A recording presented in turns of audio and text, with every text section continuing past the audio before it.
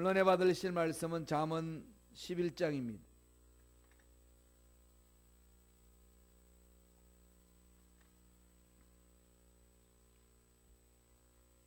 잠언서 11장 1절로 5절의 말씀이 되겠습니다. 잠언 11장 1절로 5절 말씀 다 같이 천천히 합독하시겠습니다. 속이는 저울은 야훼께서 미워하시나 공평한 추는 그가 기뻐하시느니라. 교만이 오면 욕도 오거니와 겸손한 자에게는 지혜가 있느니라. 정직한 자의 성실은 자기를 인도하거니와 사악한 자의 패악은 자기를 망하게 하느니라. 재물은 진노하는 하시는 날에 무익하나 공의는 죽음에서 건지느니라. 완전한 자의 공의는 자기의 길을 곧게 하려 하며 악한 자는 자기의 악으로 말미암아 넘어지리라. 아멘. 이 말씀으로 하나님이 기뻐하시는 자, 하나님이 기뻐하시는 자라는 제목으로 은혜의 말씀을 나누겠습니다. 사람들마다 기뻐하는 일이 다 다릅니다. 어떤 일로 인해서 기뻐하는 그 일이 사람들마다 다 다르죠. 물론 또 그 사람의 가치관에 따라 또 다릅니다. 나에게 기쁨을 주는 사람들이 있지요. 그 사람들도 또 다 다르지 않습니까? 각 사람들마다 생각하고 기쁨을 받아 누리는 것이 다 다릅니다. 여러분 어떨 때가 가장 기쁘신가요? 어떤 사람들이 여러분들을 가장 기쁘게 해 주십니까? 각자 다 마음에 품고 있는 거 있지요. 저도 목회하면서 성도님들을 뵐 때에 기쁨이 있습니다. 기쁨이 없을 때도 있지만은 기쁨이 있어요. 공통적일 거예요. 우리 목사님들은 성도님을 보면서 어떨 때가 가장 기쁠까요? 예수를 믿어 예수를 닮아가는 모습을 보면은 그렇게 기쁠 수가 없는 거죠. 정말로 그게 마음에는 기쁨이 넘쳐납니다. 참 예수를 처음에는 예수도 모르고 그런데 예수를 전해줬더니 긴가민가 막 하다가 어떤 사건이 일어나서 곤도박질 치기도 하고 또 어떤 좋은 일이 있을 때는 막 기뻐하다가 또 어느 순간에 완전히 막 지옥에 떨어져 있는 것처럼 한숨 푹푹 쉬면서 있고 이게 그냥 업다운이 그냥 순간적으로 일어나는 것처럼 보이다가 어느 순간에 세월이 지나고 예수님도 함께 또 몸부림치면서 예수님 닮아가는 모습 보면요 그렇게 기쁠 수가 없어요. 제가 한국에 있을 때는 대학생 때 과외를 했거든요. 고등학생들 과외를 이렇게 했는데 과외했던 학생이 이렇게 예수를 안 믿어서 예수를 전해줬어요. 너들 대학 들어가면은 꼭 예수 잘 믿고 하나님 앞에 귀한 일들을 감당하는 일꾼이 되었으면 좋겠다. 이렇게 하고 나서 그 당시 전두환 대통령이 통치할 때는 과외를 다 없앴어요. 그래가지고 우리는 다 과외를 그만놓고 이제 다른 아르바이트를 하고 막 그런데 그러고 나서 다 헤어졌잖아요. 그리고 나서 5년 후에 이렇게 보니까 다 이제 대학 들어가가지고 생활하는데 예수 믿지 않던 걔가 예수를 그렇게 잘 믿어요. 그리고 그 여학생은 지금 어떻게 됐느냐? 홍콩에 사는데 거기 홍콩인 한국 사람하고 결혼을 하셔가지고 지금 권사님으로 이렇게 교회를 잘 섬겨요.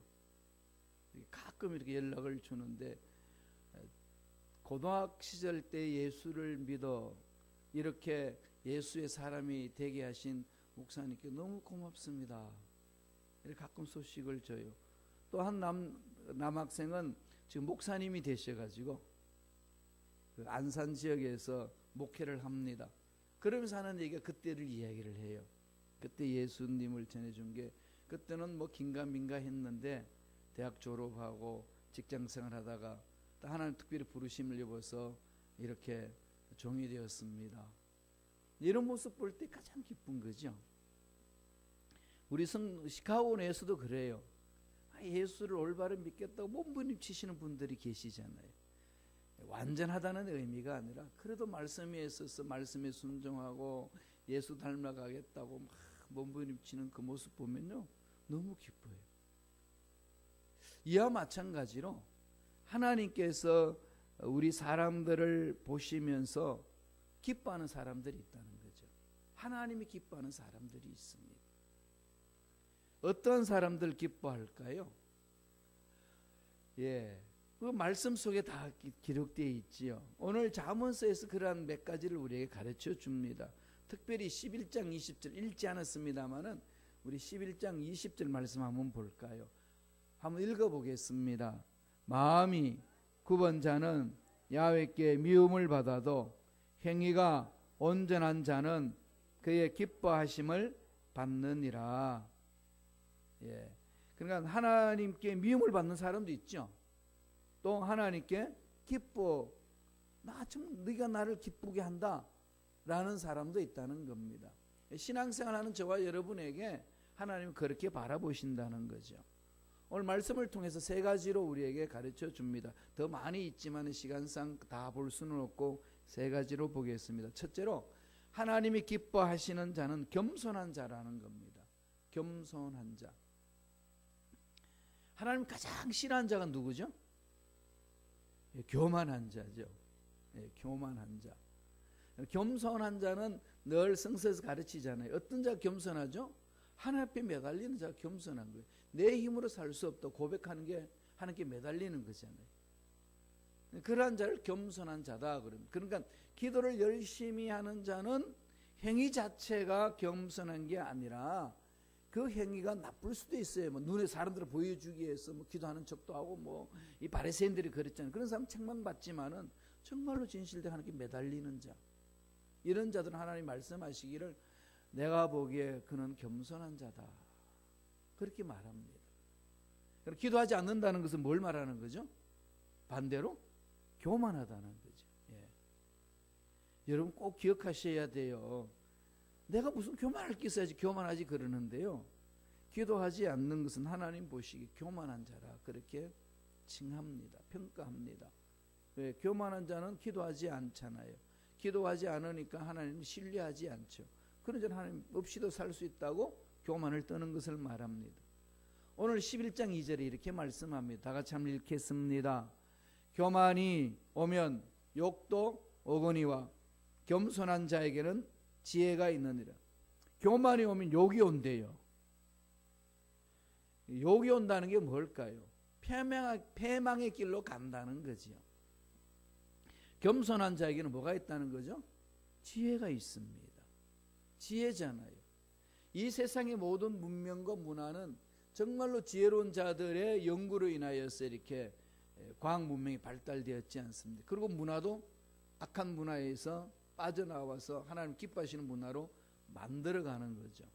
교회 공동체도 마찬가지입니다.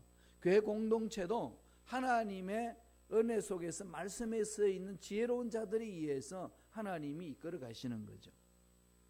교만거리면 어떤 말일까요? 하나님을 거부하는 것. 오직 자기 스스로 자기를 높이는 것. 그래서 자랑하고 마음에 거만하여서 하나님이 그 마음에 있을 수 없도록 만드는 거죠. 그래서 자기 생각이 너무 많아요. 자기 생각이 많으니까 하나님이 그 마음속에 주인이 될 수 없습니다. 그건 지극히 교만한 자라고 성서는 가르쳐 줍니다. 그 중에 대표적인 사람이 성경에 많이 나오는데 이 사울입니다. 사울은 처음에는 정말로 스스로 작게 여겼습니다. 너무 작은 자라고, 그래서 왕으로서 감당하지 못한다고 했습니다. 그런데 왕이 되고 난 이후에 180도로 바뀌어집니다. 이게 오늘날 임직자들이 정말로 중요한 말씀 이름을 깨닫고 받아들여야 돼요. 장로 직분으로, 안수 직분으로, 권사 직분으로 받기 전에는 그렇게 헌신하던 분들이, 순종 잘하던 분들이 직분 받고 나면은 달라집니다. 180도로. 왜 그럴까요? 모르겠어요. 왜 그러는지. 각자가 알 거예요. 사울이 그 모습을 보여준 거죠. 그래서 하나님 나중에 사무엘에게 사울을 평가할 때 뭐라고 그럽니까? 난 그를 버렸다. 내 말을 순종하지 않는다. 그렇게 말씀한 거죠. 성서는 늘 이것을 우리에게 가르쳐 줍니다. 겸손한 자 그러면 누가 생각나시나요? 구약에서는 모세죠. 모세. 처음부터 겸손한 자인가요? 아닙니다. 정말로 그냥 혈기가 방자한 사람이었죠. 자기 동족을 괴롭힌다 그냥 쳐 죽입니다. 누가 우리 식구를 건드려 이런 거잖아요. 그래서 광야 생활 40년 이스라엘 백성들 이끄는데 40년 80년을 광야 인생을 보냈습니다. 그 광야 인생을 보내고 난 모세를 향하여 하나님이 이렇게 평가를 합니다. 민수기 12장 3절 보세요. 민수기 12장 3절 다 같이 읽습니다. 이 사람 모세는 온유함이 지면의 모든 사람보다 더하더라. 온유함이라는 것은 마음이 흔들리지 않는 걸 말하는 거죠. 세상 가치관에 끌려가지도 않습니다. 누가 나에게 모함을 한다고 마음에 그냥 이 부글부글 끓는 그런 데서 이렇게 마음 빼앗기는 그런 자가 아니라는 겁니다. 처음부터 모세는 안 그랬잖아요. 다듬어졌습니다. 그래서 성경이 누구보다도 온유하다고 했습니다. 흔들림이 없는 마음, 즉 겸손한 마음, 늘 하나님의 음성을 듣고 간 거죠. 이 모습은 다 메시아로 오실 예수님을 모형으로 보여준 겁니다. 오실 예수님의 모형이 모세의 모습이에요. 그래서 그러한 모습을 하나님은 평가하기를 그는 온 지면의 사람들보다도 온유함이 넘친다. 그리고 가나안 땅 들어가기 전에 하나님이 스탑시키지 않습니까? 너는 여기까지만이다. 대항하지 않습니다. 되게 섭섭할 것 같지만은 정말로 오히려 모세의 다듬어진 그 모습을 보고 그 하나님 말씀에 순종하는 모세의 모습을 그린다면은 얼마나 뿌듯하겠어요. 궁중 40년 생활, 광야 40년 생활, 이스라엘 백성들을 이끄는데 40년 생활, 120년을 다 보내고 이제 가나안 땅으로 들어갈 수 있도록 이끌어온 모든 과정 주마등처럼 지나가면서 하나님이 어떤 은혜를 베풀어 주시는지 보니까 얼마나 감격스러운지 모릅니다. 그런 모습, 어떤 모습이죠? 눈도 멀지 않고 기록도 세하지 않았더라. 이게 우리가 하나님을 믿는 사람들이 누릴 수 있는 특권 아니겠습니까? 이런 모형을 우리 마음판에 새겨야 돼요. 모델을 삼으셔야 됩니다. 하나님, 나이가 들어가면서도 모세 같은 은혜를 허락하여 주옵소서. 모세가 체험했던 은혜 사모하는 거죠. 저도 날마다 기도할 때마다 모세가 누렸던 은혜를 저에게 허락하여 주옵소서. 그럽니다. 그럴 때마다 야, 너 훈련 받을 준비 됐냐? 이 광야 생활 하면서 그렇게 훈련 받아서 가는 거죠. 겸손한 자. 그 모습이 예수님의 모습이라고 가르쳐 줍니다. 예수님 어땠습니까? 하나님이심에도 불구하고 하나님과 동등됨을 여기지 아니하고 자기를 낮추시고 자기를 비워서 종의 형체를 가져서 사람과 같이 되었다 그랬습니다. 낮추는 거죠. 남을 높이는 겁니다. 남을 세워주는 거죠. 하나님의 기뻐하시는 일을 할 수 있도록 남을 세워주는 겁니다. 정죄하는 거 아니에요. 넌 틀렸어. 자꾸 그러지 말고 이렇게 기도해 드리면 됩니다. 신앙생활 하다 보면 눈에 빗나가는 사람들이 있지요. 내 가치 기준으로 보니까 빗나갑니다.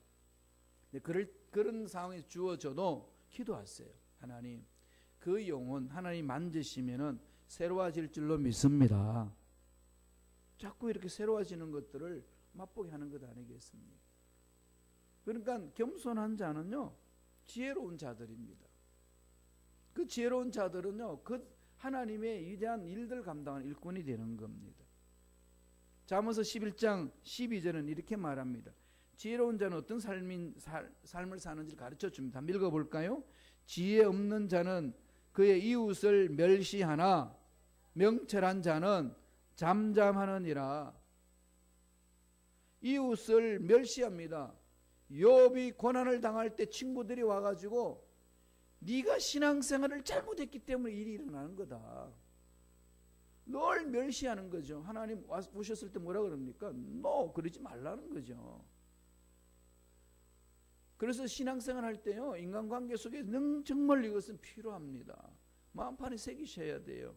이웃을 멸시하는 자는 지혜 없는 자다. 명철한 자는 뭐 한다는 거죠? 잠잠하는, 하나님의 음성을 듣는 거죠.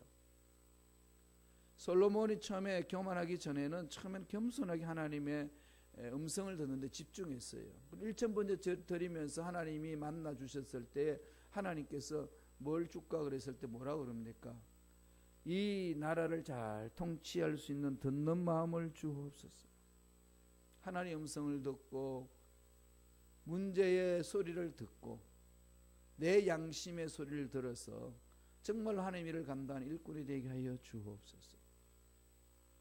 그랬을 때 하나님이 듣는 마음을 주셔서 엄청난 지혜로운 자로서 오늘 이 잠언서도 우리에게 주고 전도서도 우리에게 주고 그런 위대하게 쓰임받은 것 아니겠습니까?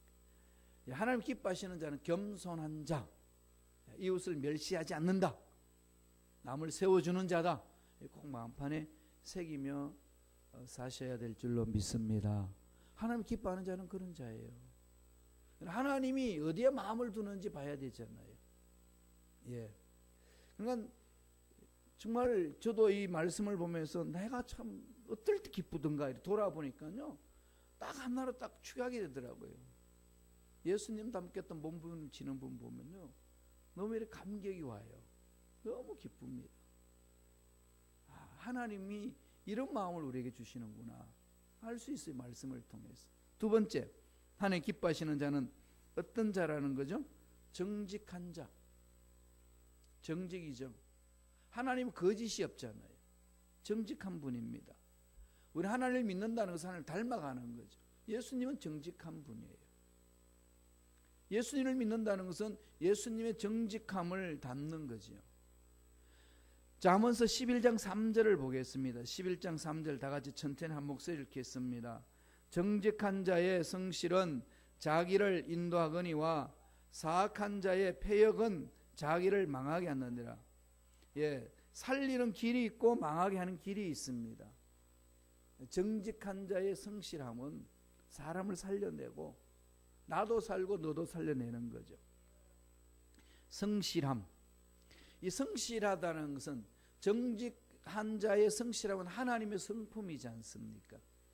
예레미야 애가 3장 22절 3절에 보면은 야훼 인자와 긍휼이 무궁하심으로 우리가 진멸되지 아니함이니 이것이 아침마다 새로우니 주의 성실하심이 크시도소이다.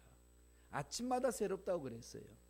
뭐가요? 하나님의 인자와 긍휼하심이 무궁하시는 거죠. 그러니까 우리가 진멸되지 않는 거죠. 하나님이 눈동자로 지키시지만은 날마다 심판의 잣대를 가지고 우리를 쳐다보시면 살아남을 사 있겠어요? 초대교회에 아나니아와 삽비라가 어떻게 했어요? 재산을 팔아가지고 숨겼어요.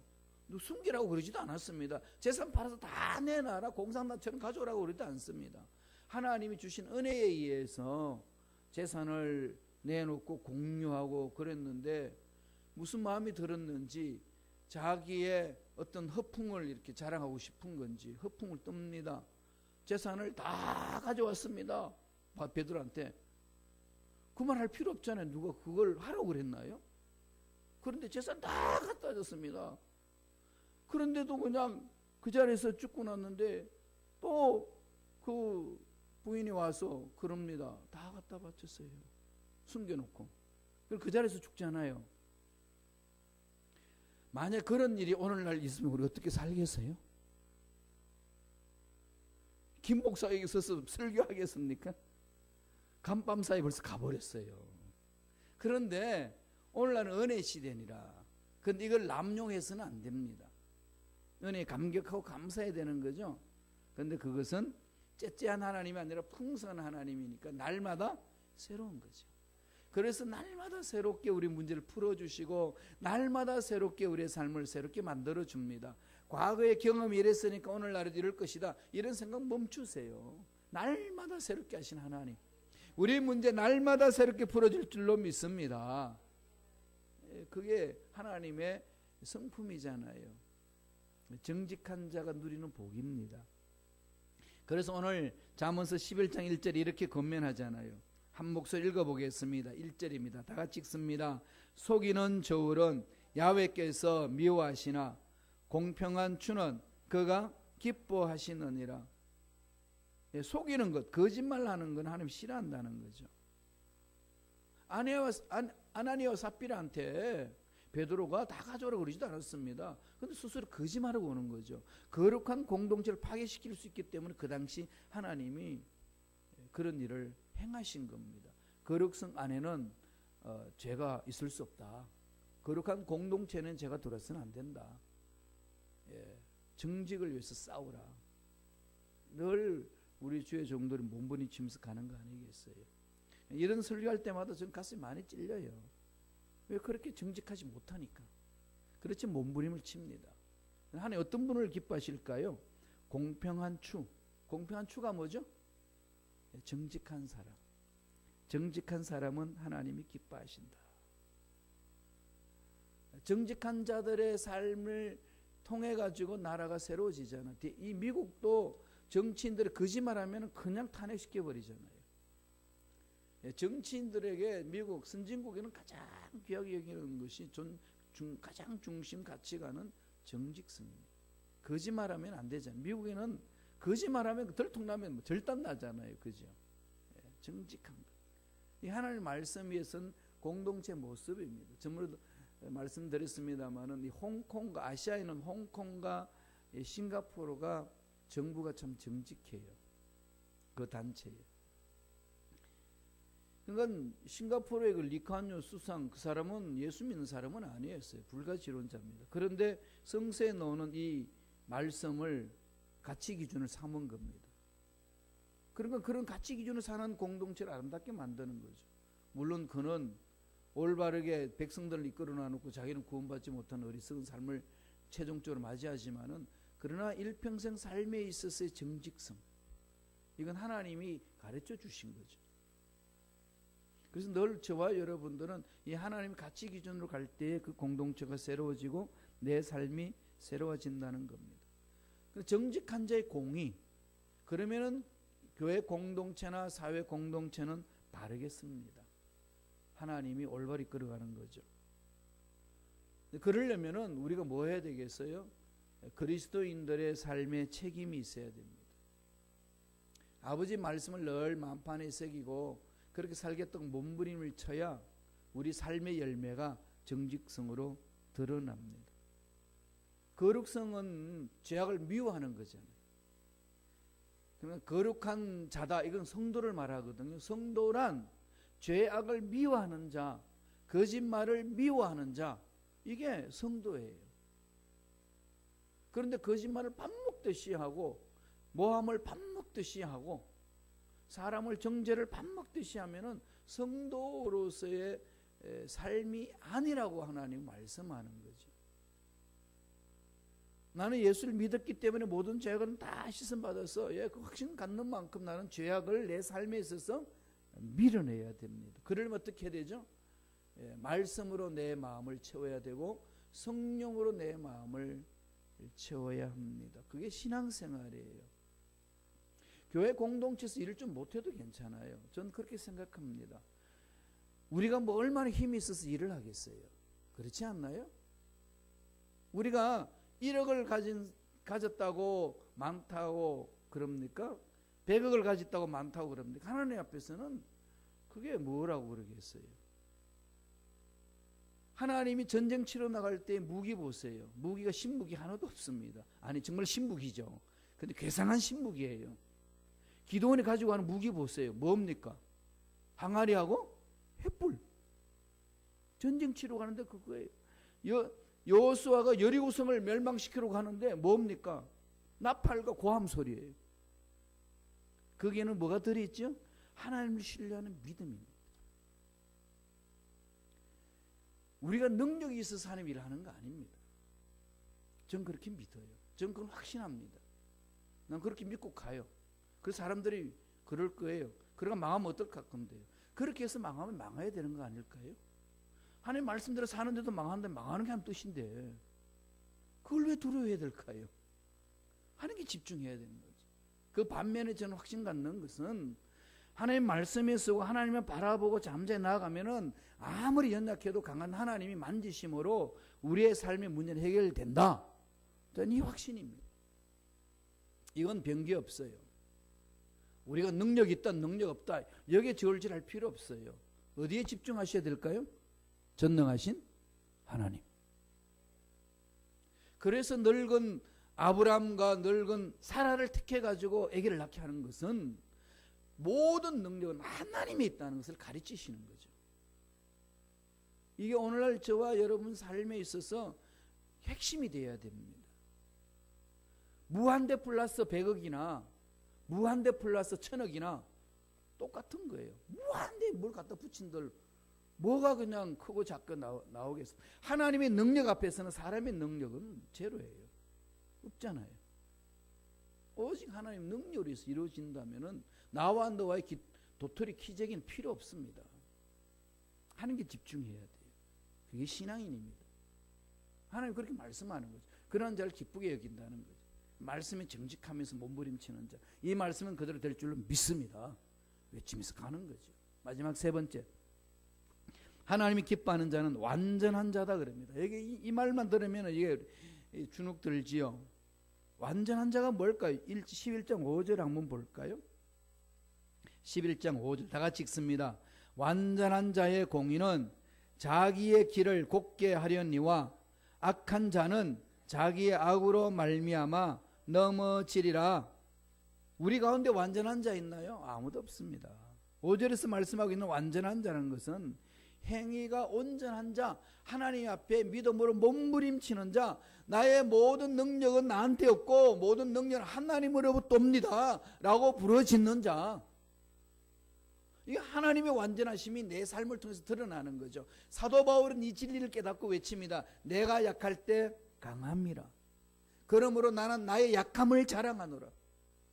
세상은 약함을 감추지만은 하나님의 자녀들 백성들은 약함을 드러냅니다. 내 약함을 드러내면 어디로 집중할까요? 전능하신 하나님께 집중합니다. 그게 신앙생활이고 그게 일꾼입니다. 사람들이 강하면 얼마나 강하고 약하면 얼마나 약하게 했습니까? 하나님 보시기엔 나 약한 존재인데 전능하신 하나님에 매달리면 세상이 안 된다는 것도 되는 역사가 일어나는데 우리가 환경을 바라보고 주저앉을 이유가 없습니다. 사람 바라보고 주저앉을 이유가 없습니다. 전적으로 하나님께 매달리며 나아갈 때 하나님은 우리의 믿음을 보시고 기적을 상시처럼 체험할 수 있도록 이끌어 주실 줄로 믿습니다. 우리 잠언서 11장 20절 한번 볼까요? 제일 먼저 본 말씀인데 천천히 읽습니다. 마음이 굽은 자는 야훼께 미움을 받아도 행위가 온전한 자는 그의 기뻐하심을 받느니라. 마음이 굽은 자, 마음이 꽈배기처럼 꼬여있는 자, 하나님의 말씀을 거부하는 자, 뭐라고 그러죠? 야훼께 미움을 받아. 말씀이 못 들어가니까, 하나님의 사랑이 안 들어가니까. 그러나 행위가 온전한 자, 말씀을 붙들고 하나님 뜻대로 살겠다고 몸부림치는 자 하나님이 기뻐하십니다. 하나님이 무엇을 기뻐하는지, 하나님이 어떤 자를 기뻐하시는지 우리 집중하셔야 돼요. 모든 것이 하는 게 집중해야 돼요. 하나님이 우리 문제의 해결의 열쇠입니다. 그래서 그걸 다 하나님께 매달리는 거죠. 왜 우리가 자꾸 가면 문제가 일어나고 답답함이 생기고 막 갈등이 오고 막 이런 거 생길까요? 왜 이렇게 신앙생활하면 할수록 자꾸 무기력함을 느끼게 될까요? 하나님의 능하심을 보라는 거죠. 하나님의 능하심. 참 재밌는 게요. 제가 전도사 시절 때는 설교에 정말 자신이 있었어요. 그냥 칼나라 총나라 그러면서 그냥 그렇게 자신이 있었는데 지금 목회생활 37년을 하는데 8년째 접어들었는데요. 가면 갈수록 설교에 자신이 없어져요. 정말입니다. 이건 넋두리가 아니고요. 이젠 강의해도 자신이 없어요. 전 이 한세대학교 강의할 때에도 여러분 모르시겠지만은 정말 인기 강사였어요. 이 강의 끝나면은 학생들의 평가를 하잖아요. 늘 탑 3 안에 들어갔습니다. 그래서 누렸어요. 근데 저 시카고 와서는요, 이제 강의도 자신이 없고 설교도 자신이 없고 정말로 갈수록 자신이 없더라고요. 그때에 사도 바울이 고백한 그 말이 가슴에 그렇게 와닿습니다. 내가 약할 때 그때에 강함이라. 하나님 이걸 가르쳐 주셨구나. 제가 시카고 오지 않았으면 이거 몰랐을 거예요. 시카고 와서 비로소 깨닫습니다. 이 은혜가 얼마나 큰지 모릅니다. 하나님이 기쁨을 감추지 못하는 저와 여러분의 삶이 되시기를 간절히 축원드립니다. 기도하겠습니다. 하나님 아버지, 감사와 찬양을 드립니다. 하나님께서 우리 영혼을 긍휼히 여겨 주시고 우리 영혼을 위로하여 주시고 우리 영혼을 보살펴 주셔서 하나님만 바라보고 달려갈 수 있도록 믿음을 주신 은혜에 감사와 찬양을 드리옵나이다. 나사리 예수 이름으로 명하노니 세상을 바라보게 하고 문제를 바라보게 하고 사람을 바라보게 해서 하나님을 의지하지 못하도록 미혹하는 모든 마귀들은 떠나갈지어다. 주여, 우리가 바울이 고백한 것처럼 내가 약할 때 강함이라. 약한 모습 때문에 주저앉는 것이 아니라 강한 주님을 바라보며 일어서는 믿음의 일꾼들에게 축복하여 주시옵소서. 날마다 말씀에 사로잡히게 하여 주시고 날마다 성령의 충만함으로 하나님의 일을 감당하는 믿음의 일꾼들이 되게 역사하여 주시옵소서. 예수 이름으로 명하노니 모든 육체 질병은 깨끗하게 남을 입을지어다. 앞날에 맡겼던 모든 문제는 해결될지어다. 좋은 일들이 있을지어다. 주여, 축복해 주시니 감사합니다. 은혜 감사의 귀한 예물 드립니다. 드린 손길 기억하여 주시고 30배, 60배, 100배, 1000배, 만배의 복을 받아 누리는 멋진 삶을 살아가는 일꾼들의 삶이 되게 축복하여 주옵소서.